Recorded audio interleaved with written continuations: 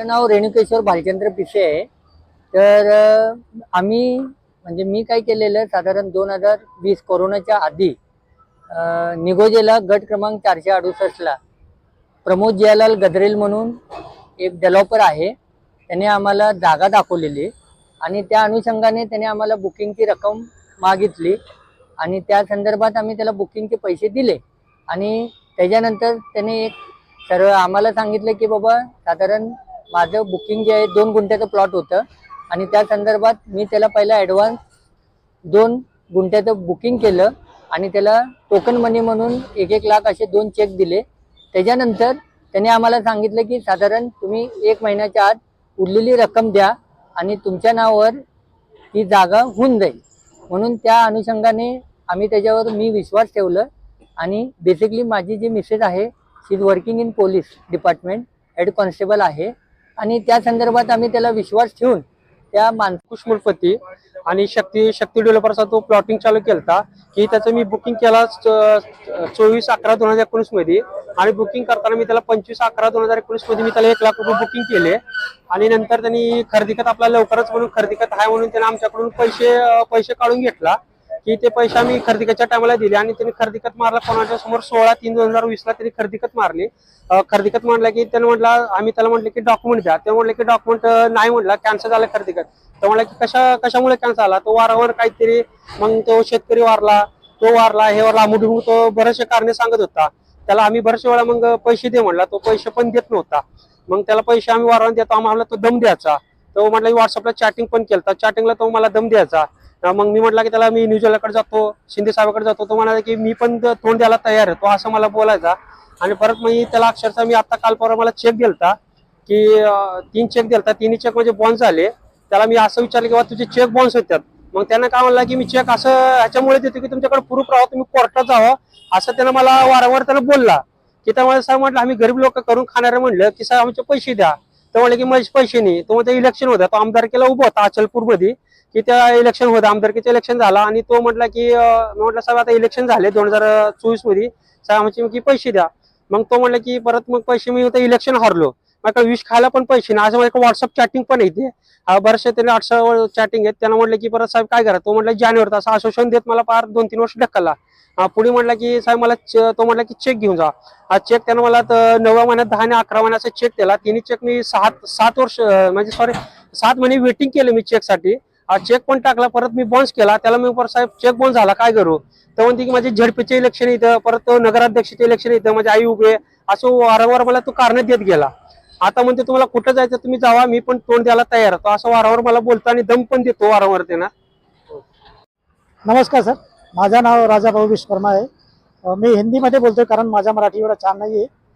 मैंने एक शक्ति डेवलपर से plot book KIA था सन 2019 मध्ये, 12/12/19 मध्ये मी बुक केला होता और वो प्लॉट मिला भी नहीं, पैसे भी नहीं दिया, बार बार मुझे परेशान कर रहे और ऑफिस बुलाते, ऑफिस में नया डेट मिल जाता है, फिर उस डेट पे जाते हैं, फिर बोलते हैं इलेक्शन आ गया है, इलेक्शन के बाद मिलेंगे, इलेक्शन के बाद फोन करते, फोन नहीं उठाते, 100 बार कॉल करते, हमारा तो कोई रिस्पांस नहीं है। मैं गवर्नमेंट और मीडिया प्रभारी से ये चाहूँगा कि मेरी हेल्प किया जाए, मुझे मेरी पैसा वापस दिया जाए, प्लॉट ये दिया जाए तो पैसा दिया जाए, मैं यही चाहता हूँ सर। लगभग 7,95,000 रुपये उनको दिया है, कुछ कैश दिया है, कुछ चेक दिया है, बाकी कुछ उनके पास से मुझे कुछ रिसीप्ट या कुछ मिला नहीं है। जो भी कुछ है मेरे पास ऐसा ओलट डॉक्यूमेंट है, बाकी कुछ नहीं है मेरे पास। Thank you sir. नमस्कार, माझं नाव अखिल दस्तगीर शेख आहे। मी प्लॉट घेतलं होतं, हे शक्ती डेव्हलपर्स कडनं प्लॉट घेतलं होतं, 1.5 प्लॉट आहे माझं, त्याच्यामध्ये माझ्या भावाचा अर्धा प्लॉट आहे आणि माझा 1 प्लॉट आहे। त्याच्यामुळे मी काय केलं, त्यांना विश्वास केलं, भरपूर विश्वास करून मी काय केलं, त्यांना कॅश रक्कम दिली। कॅश रक्कम दिल्यानंतरही त्यांनी काय केलं, मला हे बघा असं महाग रिसिव्ड पेमेंट दिलेलं आहे, असं महाग रिसिव्ड म्हणून त्यांनी त्यांची सिग्नेचर मारून त्यांनी कॅश दिलेली आहे, माझ्याकडनं घेतलेली आहे। त्याच्यानंतर ह्याच्यामध्ये आम्ही हा प्लॉट मध्ये 42 लोक आहोत पूर्ण ह्याच्यामध्ये, आमचं 7/12 त्यांनी सिग्नेचर घेतलं होतं, किती लोकांचं, 42 लोकांचं। आमच्याकडे त्याचे पूर्ण 42 लोकांचे डॉक्युमेंट्स पण आहेत, किती जणांचे सिग्नेचर घेतले काय नाही समजते त्यांनी।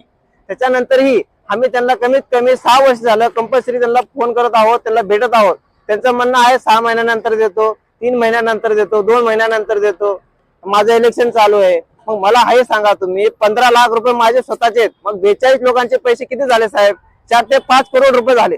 4 ते 5 करोड रुपये आम माणूस कुठनं कमवणार आहे? 10 लाख रुपये कुठल्या साधारण माणसाला गोळा करायचे असेल तर ती किती कष्ट करतो. 10 ते 15,000 रुपये आमची कमाई आहे. त्याच्यामध्ये काही जमा करून आम्ही हा प्लॉट घेतलेला आहे. 2020 ला आम्ही हे प्लॉट घेतलेला आहे. मग तुम्ही मला सांगा, आज 2026 चालू झालाय तरी आम्हाला 1 रुपये परत भेटलेला नाही. काय कंडिशन आहे काय नाही ते आम्हाला माहिती आहे. तरी आम्ही एकदा आमच्या माणसाने एकाने कंप्लेंट दिली होती, तरी त्यांनी काय बोललं काय नाही त्याची बी आम्हाला काही जानकारी नाहीये. आणि त्याच्यावर परत त्यांना कॉल केला तर ते कॉल पण रिसिव्ह करत नाहीये. मग काय करायचं, आम्ही जगायचं का मरायचं आम्हाला हे सांगा. साधारण 5 करोड रुपयाचा झोल अगर माणूस कोणी करत असेल तर तुम्ही मला सांगा, आमच्यासारख्या आम माणसाने 10 ते 15,000 मध्ये कामाला जायची काय गरज आहे. असंच आम्ही पण जाऊन कुठे फ्रॉड करेल मग होईल का. मग सांगा तुम्ही, असंच जर कानून आहे आपल्याकडे, समजा आहे, प्रोसेस आहे आमच्याकडे, मग साधारण माणूस ते 4 ते 5 करोड मध्ये जर फ्रॉड करत असेल तर आमच्यासारख्या आम माणसाने एवढ्या माणसं 42 लोकांना त्यांनी फसवलेला आहे. मग तुम्ही मला सांगा, समजे मग आणि कोण उद्यापासून काय करणार, ते पण फ्रॉड करणार. मग कसं जगन कोणाला सांगा तुम्ही. आम्ही राहायचं का मरायचं हेच नेमकं कळा आता. कारण की आम्ही आता मीडिया पैसे आलेले आहे, समजीकडे चौकीमध्ये कंप्लेंट दिली, समजा दिला, मीडिया पैसे पण आले. आता बघा, आता आमचं शेवटचं प्रयोग तुम्ही काय करू शकता आमच्यासाठी ते आम्हाला सांगा. नाहीतर आम्ही इथं म्हाळुंगे पोलीस चौकीमध्ये आलेले, आता साहेबाकडे जाणार आहे, त्याचं काय निरोप आहे ते घेणार. नाही म्हटलं तर एवढे समजे लोकांनी आम्ही सरळ आत्महत्या करायची आम्ही कोशिश करणार. कारण की आमच्याकडे काही ऑप्शनच नाहीये. 6 वर्ष आम्ही याच्यामधले काढलेले आहेत. लोन काढून आम्ही पैसे लोनचे पैसे काढलेत लोकांनी. सांगा तुम्ही, या माणसाला काहीच देणे घेणं नाही. त्यांना फक्त एवढं म्हणण्यात देतो. काय करायचं आम्ही, तुम्ही सांगा साहेब. साहेब, मी संजीव शिवाजीराव दापके बोलतोय. मी 2020 मध्ये प्लॉट घेतला होता शक्ती डेव्हलपर्सकडून. श्यामसिंग ठाकूर आणि प्रमोद सिंग जयलाल गटरेल असे दोघे भाऊ आहेत. दोघांकडे बी मी आणि माझा जोडीदार दोघं प्लॉट घेतलं होतं. ते प्लॉट घेतल्याच्या नंतर मग आम्ही काय त्यांना टोकन दिलं, पहिले 50,000. नंतर मग 4 लाख रुपये दिले असे. मग 4 लाख दिल्याच्या नंतर त्यांनी आम्हाला मार्च 2016 मध्ये 16 तारीख 20 ला आमचा खरेदीखत केला. तो खरेदीखत केल्याच्या नंतर लगेच 22 ला लॉकडाऊन पडला. लॉकडाऊन पडल्यानंतर आम्ही गावी गेलो. गावी गेल्याच्या नंतर म्हणला तुमचा खरेदीखत झाला म्हटल्यानंतर तुम्ही पैसे टाका. मग नाही साहेब, आता लॉकडाऊन आहे म्हटलं आम्ही. नाही टाका, तुमचं खरेदीखत झालेलं आहे आणि तुम्ही खरेदीखत झाल्याच्या नंतर कसं काय पैसे नाही देत.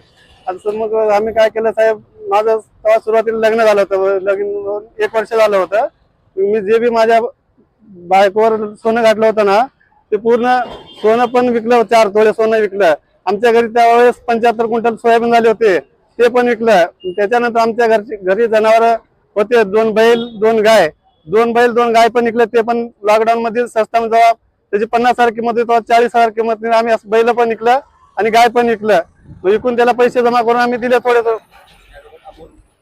बघितलं सगळ्या मनोगत तुम्ही ऐकलं, तुम्ही कथा ऐकली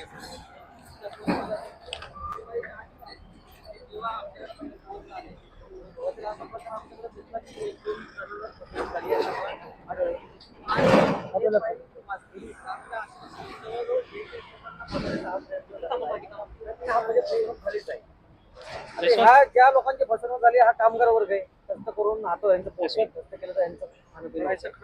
तर माझी मीडिया झालं, पोलीस प्रशासन झालं, यांच्या सगळ्यांकडून अशी अपेक्षा आहे या सर्वांना न्याय मिळावा. जे कोणी माझे आशील आहेत त्यांना न्याय मिळवण्यात तुम्ही प्रशासन मदत करा मला अपेक्षा आहे. आणि अशा ज्या लोक जे राजकीय भय निर्माण करतात, जे फसवणूक करून उलट टाळाटाळ करून नंतर त्यांना शस्त्र दाखवून धमकी देणं, त्यांचे केस बाउन्स करणं, तुम्हाला कुठेही जाऊन न्याय मिळणार नाही अशी त्यांना संभाषण करणं, हे अतिशय चुकीचं आहे. माझी अपेक्षा आहे माझे सर्व आशील असतील त्यांना न्याय मिळेल. मीडिया झालं, पोलीस प्रशासन झालं, आम्हाला योग्य ती साथ देईल ही मला अपेक्षा आहे. तर एकूण जवळजवळ 42 लोकांची फसवणूक झाली आहे. म्हणजे त्या लोकांना प्लॉट दाखवला गेला वेगळा गटातला आणि खरेदी दिली वेगळ्या गटाची. सगळ्यांची साधारणतः जर फसवणूक केली तर ते आकडा जातो जवळजवळ 5 ते 7 कोटी. दुसरी गोष्ट, तक्रार करण्याचा त्यांनी बराच प्रयत्न केला. जर तक्रार योग्य दिवशी जर नोंद झाली असती तर ही वेळ आली नसती, मीडियाला आम्हाला इन्व्हॉल्व करायची गरज लागली नसती. तर आम्ही म्हाळुंगे पोलीस स्टेशनला आज आलेलो आहे. अपेक्षा आहे की सिनियर PI जे असतील ते आमची तक्रार नोंद करून घेतील. जर तक्रार नोंद नाही झाली तर बाकी कोर्ट आम्हाला ऑप्शन आहे, आम्ही कोर्टामध्ये तर आमची दाद मागूया. ऑफिस वगैरे किंवा कोर्टामध्ये ॲप्लिकेशन फाईल करणार आहोत. एक आम्ही अजून एक ॲडिशनल जे ॲप्लिकेशन असेल ते